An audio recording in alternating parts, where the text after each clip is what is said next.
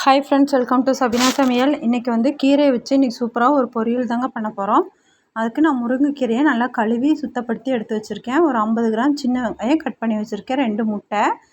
இப்போ முட்டை போட்டு தான் இப்போ நம்ம பொரியல் பண்ண போகிறோம். ரொம்ப டேஸ்ட்டாக இருக்குங்க. நீங்களும் ட்ரை பண்ணி பார்த்துட்டு எனக்கு எப்படி இருந்துச்சுன்னு எனக்கு கமெண்ட்டில் சொல்லுங்கள். இப்போ வாங்க நம்ம வீடியோக்குள்ளே போகலாம். இப்போ இந்த முருங்கைக்கீரை வந்து மாதத்துக்கு ஒரு 2 டைமாவது சாப்பிட்ணும். இங்கே வந்து அதிகமாக கிடைக்காதுங்க. எப்பாவது ஒரு டைம் தான் கிடைக்கும். அப்போ கிடைக்கிற டைம் நாங்கள் வாங்கி செஞ்சுருவோம். இப்போ நான் 2 முட்டை எடுத்து வச்சுருக்கேன், ஒரு 50 கிராம் சின்ன வெங்காயம், 4 வரமிளகா, காரத்துக்கு தகுந்த மாதிரி வரமிளகா எடுத்துக்கோங்க. நான் 4 வரமிளகா எடுத்து வச்சுருக்கேன். கீரை வந்து ஒரு கட்டு கீரை நல்லா கழுவி சுத்தப்படுத்தி எடுத்து வச்சுருக்கேன். இப்போ வடைச்சட்டி வச்சாச்சு. ஒரு 3 டீஸ்பூன் தேங்காய் ஊற்றி செஞ்சால் தான் கீரை ரொம்ப டேஸ்ட்டாக இருக்கும் இந்த பொரியல். இப்போ எண்ணெய் ஊற்றியாச்சு. எண்ணெய் நல்லா காஞ்சோன்னா நம்ம எடுத்துருக்க அந்த சின்ன வெங்காயத்தை போட்டுக்கலாம். இப்போ சின்ன வெங்காயத்தை இப்போ போட்டு இப்போ நல்லா வதக்கிக்கலாம். ஒரு நிமிஷம் மட்டும் நல்லா வதக்கி விட்டுக்கலாம். ஓரளவுக்கு சின்ன வெங்காயம் வதங்கும் போது நம்ம அந்த கீரையை போட்டுக்கலாம். ரொம்ப வதங்கி வேகணுங்கிறது இல்லை, சின்ன வெங்காயம் ஓரளவுக்கு மட்டும் வதங்குச்சுன்னா போதும். இப்போ இது பாருங்கள், இப்போ சின்ன வெங்காயமும் உடம்புக்கு ரொம்ப நல்லது. பெரிய வெங்காயத்தை விட கீரை காய்களுக்கெல்லாம் வந்து சின்ன வெங்காயம் போட்டு பொரியல் பண்ணால் ரொம்ப நல்லதும் டேஸ்ட்டும் ஜாஸ்தியாக இருக்கும். இப்போ நல்லா வதக்கியாச்சு. இப்போ நான் கீரையை போட்டுக்கிறேன். கொழுந்து கீரை நம்ம டக்குன்னு போட்டோம்னா வெந்துடும், ரொம்ப நேரம் எடுக்காது. இப்போ கீரையை அப்படியே எடுத்து போட்டுக்கலாம். கீரை வந்து நல்லா ஒவ்வொரு கீரையிலும் நல்லா மண் ஜாஸ்தியாக இருக்கும். மற்ற கீரைங்கள முருங்கைக்கீரையில் அவ்வளோவா மண் இருக்காது.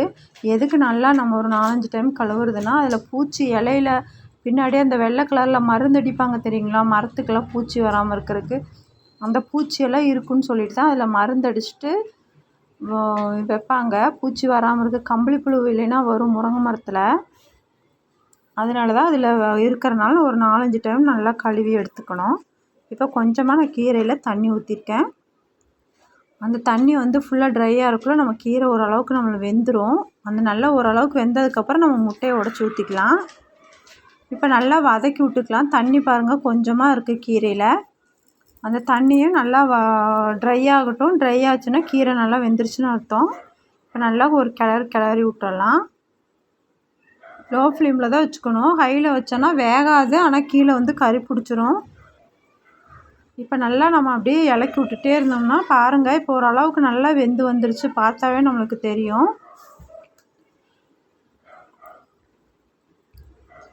இது வந்து அப்படியே சாப்பாட்லேயும் கூட பிணைஞ்சு போட்டு சாப்பிடுவாங்க இந்த முருங்கைக்கீரையை. இப்போ ஓரளவுக்கு நல்லா வெந்தோடனே இப்போ நம்ம உப்பு போட்டுக்கலாம். கல் உப்பு தேவையான அளவு கொஞ்சமாக போட்டுக்கலாம். உங்களுக்கு எவ்வளோ தேவைப்படுதோ அதுக்கு தகுந்த மாதிரி போட்டுக்கலாம் உப்பு. முதல்ல எடுத்தோடனே உப்பு போட்டால் சீக்கிரம் கீரை வேகாது. அதனால தான் 3/4 வெந்ததுக்கப்புறம் தான் போடணும். இப்போ நான் 2 முட்டை எடுத்து வச்சுருக்கேன். அந்த 2 முட்டையை உடச்சி ஊற்றிக்கிறேன்.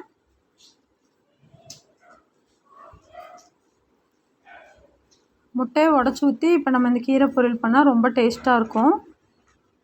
நம்மளோட இஷ்டம் தான், எவ்வளோ முட்டை வேணாலும் ஊற்றலாம். இப்போ நான் 2 முட்டை மட்டும் நான் உடச்சி ஊற்றிருக்கிறேன். இப்போ நல்லா இலக்கி விட்டுக்கோங்க.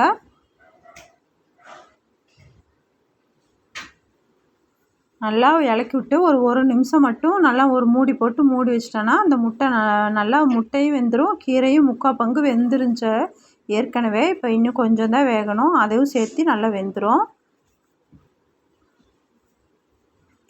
நல்லா ஒரு இலக்கி விட்டுறலாம்.